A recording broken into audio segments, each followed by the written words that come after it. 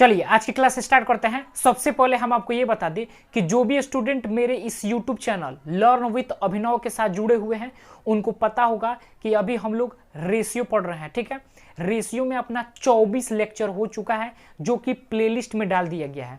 जो स्टूडेंट उन वीडियोस को नहीं देखे हैं जाके आप लोग वहां से पूरी वीडियो को देख सकते हैं। देखिए यहाँ हम लोग रेशियो पूरा पढ़ने वाले हैं, एकदम बेसिक से एडवांस। यहाँ अगर आप पढ़ लेते हैं तो आपको ऐसा नहीं है कि फिर दूसरे जगह पढ़ने की कोई ज़रूरत होगी। यहाँ ऐसा कुछ भी नहीं छोड़ा जाएगा ताकि आप दूसरे जगह पढ़ सकते हैं। देखिए कल हमने बताया था मध्य अनुपातिक कैसे निकालते हैं, मध्य अनुपात कैसे निकालते हैं उसके बारे में पूरा हमने डिटेल में बताया था कि आपको फॉर्मूला भी बताया था, फॉर्मूला आता कहाँ से है। ठीक है, फॉर्मूला से भी आप बना सकते हैं। मान लीजिए अगर आप फॉर्मूला भूल गए तो आप कैसे बना सकते हैं, सभी के बारे में हमने पूरा बेसिक से बताया था।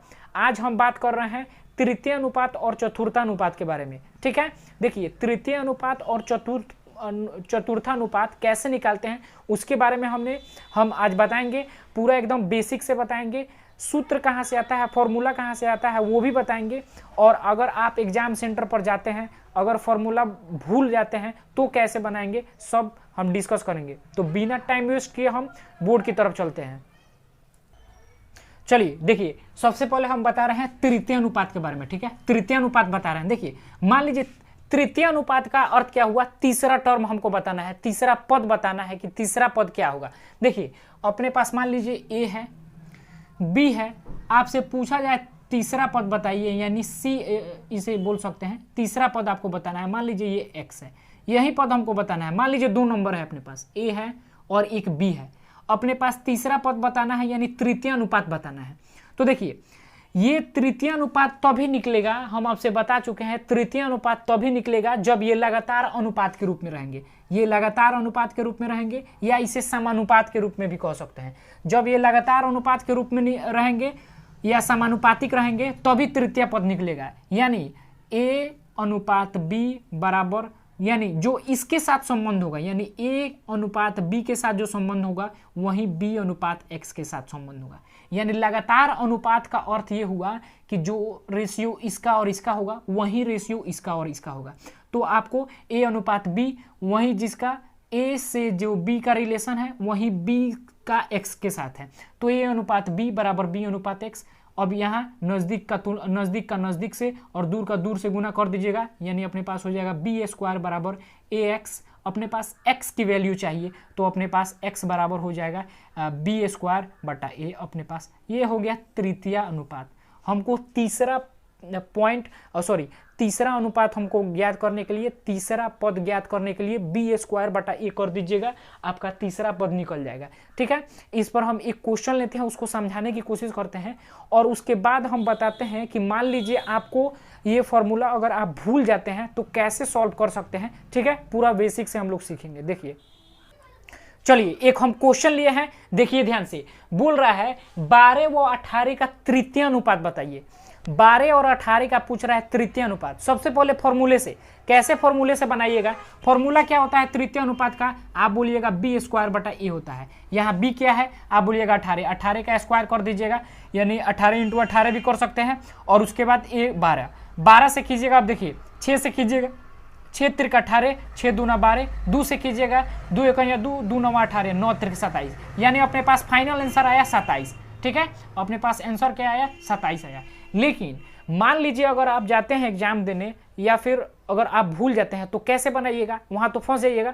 तो इसीलिए अगर बेसिक अगर आपको पता रहेगा तो आप आराम से बना सकते हैं। ठीक है, चाहे कितना हो आप फॉर्मूला भूल जाइए। देखिए इसको बेसिक से हम कैसे बना सकते हैं। देखिए इसको मिटा दे रहे हैं।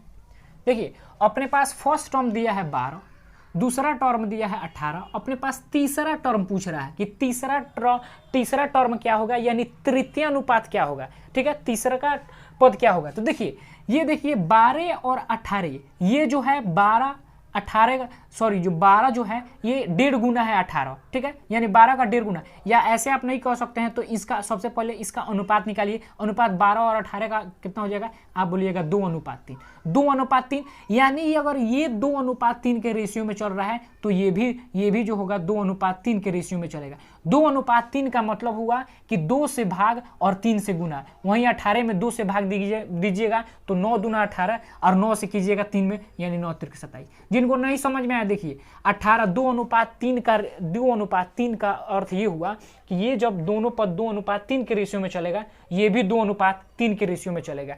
इसका मतलब ही होता है कि समान रेशियो में चलेगा। ठीक है, अब देखिए 2:3 का मतलब यही हुआ कि 18 में 2 से भाग और 3 से गुना कीजिएगा, 2 9 18 और 9 त्रिक 27 अपने पास आंसर आ जाएगा। तो ऐसे आप लोग बना सकते हैं। देखिए फिर से हम बता दे रहे हैं कि मान लीजिए अपने पास पूछा है 12 और 18, इसका तृतीय अनुपात यानी तीसरा अनुपात फाइंड आउट करना है। यहीं पे आप जान जाइए कि इसका 1.5 गुना है, यानी 12 का आप 1.5 गुना कीजिएगा, कितना आएगा? 12 का 1.5 गुना कीजिएगा तो 18, ठीक, और 18 का 1.5 गुना कीजिएगा तो 27, डायरेक्ट अपने पास आंसर।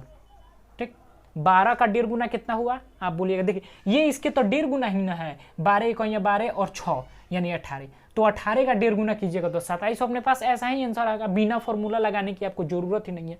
तो ऐसे आप बना सकते हैं। ठीक है, उसके बाद हम चतुर्थ अनुपात के बारे में बात करते हैं। देखिए चतुर्थ अनुपात कैसे निकालते हैं, फॉर्मूला भी बताएंगे, विदाउट फॉर्मूले को भी बताएंगे। देखिए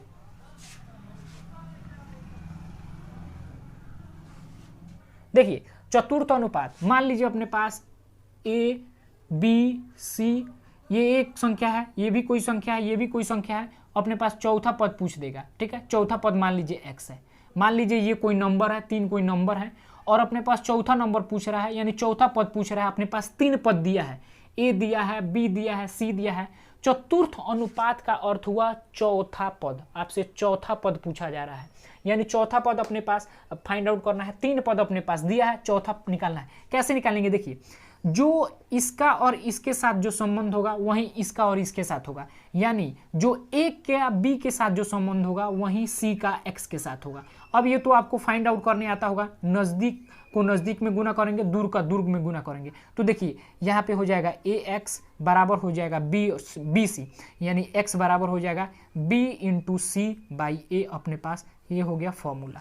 तो देखिए इसका फॉर्मूला क्या हुआ, बी इंटू सी बाई ए। ठीक है, बी इंटू सी बाई ए अपने पास फॉर्मूला हो गया। ठीक है, अब फॉर्मूला अगर आप भूल जाते हैं तो कैसे बनाइएगा? देखिए हम क्वेश्चन लेते हैं और समझाते हैं। एक क्वेश्चन लिए हैं, ठीक है, चतुर्थानुपात के लिए हम एक क्वेश्चन लिए हैं। ठीक है, बोल रहा है, देखिए क्वेश्चन बोल रहा है 12, 21, 8 का चतुर्थानुपात क्या होगा। देखिए 12, 21 और 8 का चतुर्थानुपात आपको निकालना है। ठीक है, तो सबसे पहले हम फॉर्मूला से देखते हैं कि फॉर्मूला से कैसे हम निकाल सकते हैं। देखिए फॉर्मूला क्या होता है चतुर्थानुपात का, b इंटू सी बाई ए होता है। ठीक है, b इंटू सी कीजिएगा, यानी 12 इंटू b इंटू सी यहाँ पे करना है, तो b अपने पास है 21 इंटू 8 बटा 12 कीजिएगा, 4 से कीजिएगा 2 मर्त में, 4 से कीजिएगा 3 मर्त में, 3 7 21, यानी 7 दूना 14 अपने पास आंसर आ गया। ठीक है, यानी अपने पास 14 इसका आंसर आ गया, यानी 14। ठीक है, तो b इंटू सी बाई ए अगर आप कीजिएगा, इसका फॉर्मूला होता है, आप आराम से निकाल सकते हैं। बाय द वे अगर फॉर्मूला भूल जाते हैं तो कैसे निकालिएगा, वहाँ तो आप फंस जाइएगा। वहीं जो स्टूडेंट बेसिक पढ़ के गया होगा कि इसका मतलब क्या होता है, चतुर्थानुपात कैसे निकाला जाता है, ठीक है, अगर बेसिक उसको पता होगा तो वो आराम से बना सकता है। तो देखिए हम उसको कैसे बना रहे हैं बेसिक से। देखिए इसको हम मिटा ले रहे हैं। ठीक है, देखिए अपने पास बोल रहा है 12, 21 है 8, इसका चतुर्थ अनुपात यानी चौथा पद, हमको 3 पद अपने पास दिया है, चौथा पद अपने पास निकालना है। तो देखिए 12 और 21 का जो रेशियो होगा वही इसका और इसका होगा। हम पहले भी बता चुके हैं कि जो इन दोनों पद का जो रेशियो होगा वही इन दोनों पद का रेशियो होना चाहिए हर हालत में। तो इन दोनों पद का रेशियो अगर आप निकालिएगा तो 3 से निकालिएगा तो 3 चौक 12 और 3 सते 21, यानी इनका रेशियो आ रहा है 4:7।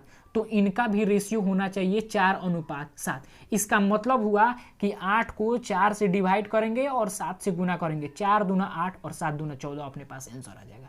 ठीक है, इतना आपको लिखने की, ये हम समझाने के लिए आपको ये 2 पद लिखवाए हैं कि देखिए इनका अनुपात होगा 4:7, जो इनका अनुपात होगा वहीं इन दोनों, देखिए ये दोनों पद का अनुपात जो होगा वहीं इन दोनों पद का अनुपात हर हालत में होना चाहिए। यानी इन दोनों पद का जो अनुपात 4:7 है तो इन दोनों पद का भी 4:7 होना चाहिए, यानी 4 से डिवाइड। ऐसा अगर समझ में नहीं आ रहा है तो ऐसे भी कर सकते हैं। देखिए 4 से अगर नहीं आ रहा है तो यानी 4:7 का अर्थ ये हुआ कि इसमें 4 से भाग देंगे और 7 से गुना कर देंगे, अपना आंसर आ जाएगा। नहीं अगर है तो देखिए 4:7 का अर्थ हुआ 4 दूना 8 और 2 सते 14 अपने पास 4:7।